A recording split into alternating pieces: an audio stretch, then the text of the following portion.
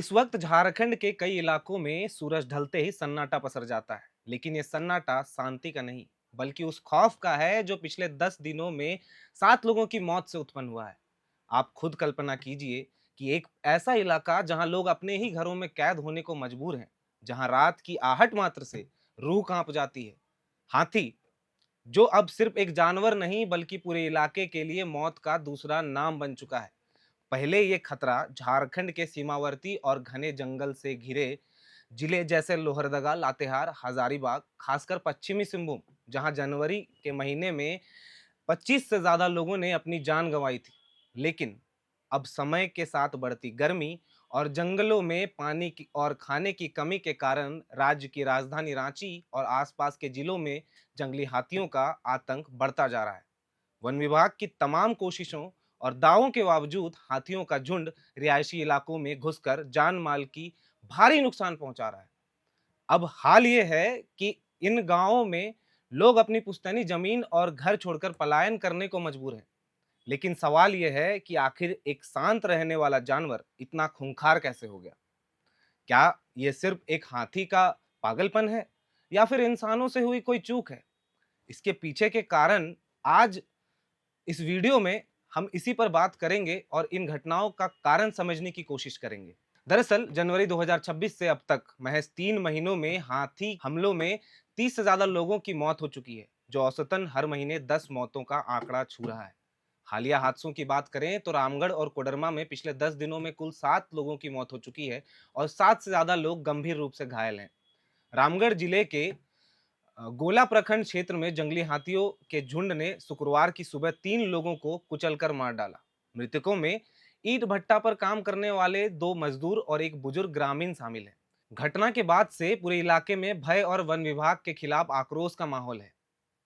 मिली जानकारी के अनुसार पहली घटना बांदा गांव की है, जहां तड़के सुबह करीब 4 बजे ईंट भट्टा पर काम करने वाले 2 मजदूर धीरज भुइयां और जुगल भुइयां शौच के लिए निकले थे। इसी दौरान हाथियों के झुंड ने उन्हें घेर लिया और पटक पटक कर मार डाला।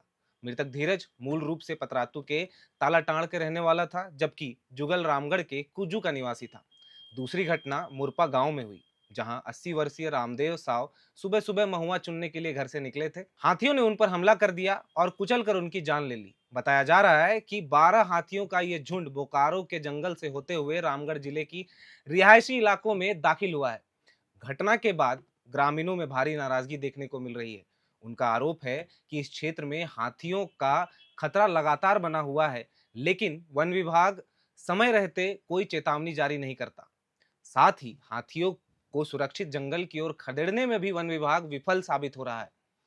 इस संबंध में गोला वन क्षेत्र के पदाधिकारी नीलेश पोद्दार ने बताया कि विभाग को पहले हाथियों के दूसरे जिलों में होने की जानकारी थी, लेकिन अचानक उनका रुख इस इलाके की ओर हो गया, इसलिए ग्रामीणों को सही समय पर सूचना नहीं दी जा सकी। वहीं कोडरमा जिला की बात करें तो बीते साल में जहां हाथियों ने 7 लोगों की जान ले ली थी, वहीं इस वर्ष पिछले 10 दिनों में ही 3 लोगों की मौत हो चुकी है और 3 लोग घायल हो चुके हैं।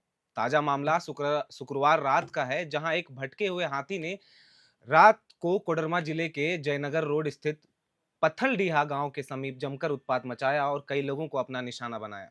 दरअसल शुक्रवार देर रात जब दुनिया गहरी नींद में थी, तब एक विशालकाय जंगली हाथी शिवम लाइन होटल के परिसर में घुस आया। उस वक्त होटल में काम करने वाला 35 वर्षीय कर्मचारी उपेंद्र साव गहरी नींद में सोया हुआ था। उसे आभास भी नहीं था कि उस मौत उसके सर पर खड़ी है। हाथी ने उपेंद्र पर अचानक हमला कर दिया और उसे सूंड में उठाकर जमीन पर पटक दिया। चीख पुकार सुनकर जब लोग वहां पहुंचे, तब तक हाथी जो है तबाही मचा चुका था। लहूलुहान हालत में उपेंद्र को तुरंत कोडरमा सदर अस्पताल ले जाया गया। होटल में उत्पात मचाने के बाद हाथी का गुस्सा शांत नहीं हुआ। वहां से निकलकर गजराज ने हुसैन आरिफ के मुर्गी फार्म पर धावा बोल दिया। हाथी ने पलक झपकते ही फार्म की दीवारों और छतों को मलबे में तब्दील कर दिया। मिली जानकारी के अनुसार इस हमले में लाखों रुपए की संपत्ति नष्ट हो गई है। भारी संख्या में मुर्गियां या तो मारी गई या मलबे में दबकर गायब हो गई। पिछले 10 दिनों से लगातार हो रहे हमलों से इलाके के लोगों में दहशत के साथ साथ वन विभाग के खिलाफ गुस्सा भी बढ़ता जा रहा है। फिलहाल हमले से पीड़ित परिवारों को उचित मुआवजा देने का आश्वासन दिया गया है। वहीं राज्य के प्रभावित जिलों में प्रशासन हाई अलर्ट पर है। हमर हाथी 2.0 ऐप के जरिए 24 घंटे चलने वाले कंट्रोल रूम के जरिए हाथियों की निगरानी की जा रही है। कोडरमा मामले में वन विभाग का कहना है कि हाथी इस वक्त मस्त अवस्था में है। ये एक ऐसी प्राकृतिक स्थिति है जब जवान नर हाथियों में टेस्टोस्टेरोन हार्मोन का स्तर सामान्य से कई गुना बढ़ जाता है। इस समय वे अत्यधिक ऊर्जावान, चिड़चिड़े और आक्रामक हो जाते हैं। ऊपर से ये हाथी जवान है और काफी फुर्तीला है, जो रात के अंधेरे में तेजी से अपनी लोकेशन बदल लेता है। अधिकारियों का मानना है कि यह हाथी अपने झुंड से बिछड़ गया है। एक अकेला हाथी जब असुरक्षित महसूस करता है और उसके शरीर में हार्मोन्स का तूफान होता है, तो वो हर सामने आने वाली चीज को अपना दुश्मन समझने लगता है। यही वजह है कि वन विभाग की पहली प्राथमिकता इसे सुरक्षित तरीके से पकड़कर वापस इसके झुंड तक पहुंचाने की होती है, ताकि वो शांत हो सके। इसके अलावा भी कई और कारण हैं जिसकी वजह से हाथियों के हमले में बढ़ोतरी हुई है। पहला ये कि झारखंड में अभी महुआ चुनने का समय है। इसकी महक हाथियों को लुभाती है और वो खींचे चले आते हैं। महुआ खाने के बाद वो और नशे में आ जाते हैं और ज़्यादा आक्रामक हो जाते हैं। वहीं बढ़ती गर्मी से जंगलों के अंदर के जल स्रोत सूख रहे हैं और पानी की भारी कमी उत्पन्न हो जा रही है, और इसी के तलाश में हाथी गांव की तरफ आते हैं। वहीं दूसरी ओर माइनिंग और नए निर्माणों की वजह से हाथियों का पुराना रास्ता बंद हो गया है, जिसकी वजह से भी वो रास्ता भटक कर बस्तियों की ओर घूमते हैं। इसके अलावा कई बार एक दो हाथी अपने झुंड से अलग हो जाते हैं। ऐसे अकेले हाथी डर से ज्यादा खतरनाक और गुस्सैल हो जाते हैं और आक्रामक रूप जो है वो अपना लेते हैं, और जिसके बाद हमले जो है गाँव में वो पाए जाते हैं। लेकिन क्या सिर्फ यही कारण है जो हाथी ये सब कर रहे हैं? क्योंकि झारखंड में जंगली हाथियों की संख्या को अगर हम देखें तो उसमें भारी गिरावट दर्ज की गई है, और ये मात्र 217 रह गई है, जो 2017 के 678 के आंकड़ों से काफी कम है।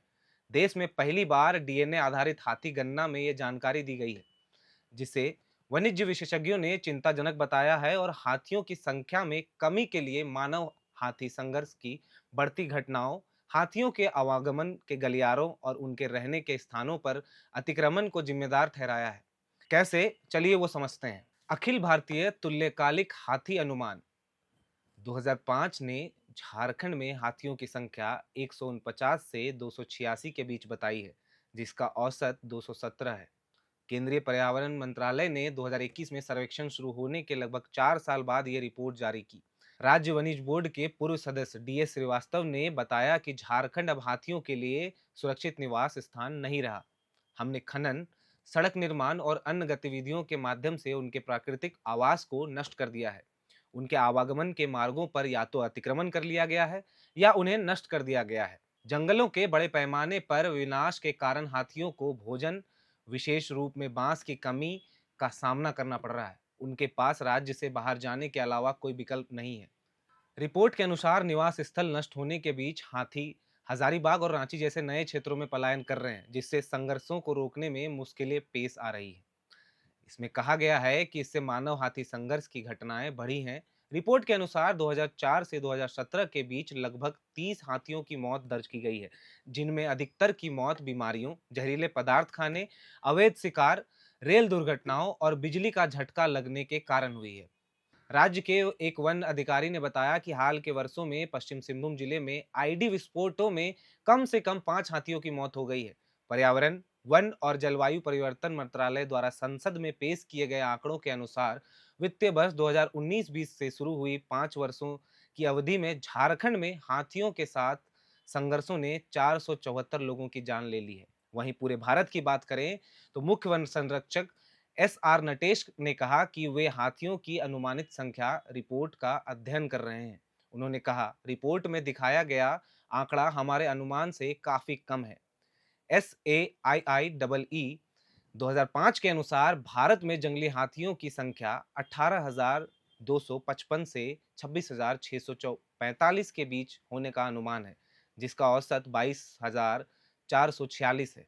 आंकड़ों के मुताबिक कर्नाटक में सबसे अधिक 6,013 हाथी हैं, जिसके बाद असम 4,159 और तमिलनाडु 3,136 हैं। उड़ीसा में 912 हाथी हैं, जबकि छत्तीसगढ़ में 451 से अधिक हाथी हैं।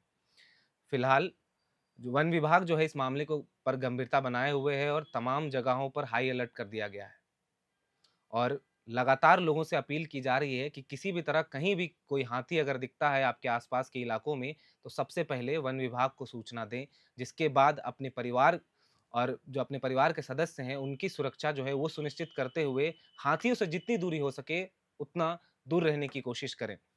फिलहाल इस वीडियो में इतना ही। कैमरे के पीछे मौजूद है अभिषेक, मैं हूँ विकास, आप देख रहे थे एयर नाउ। धन्यवाद।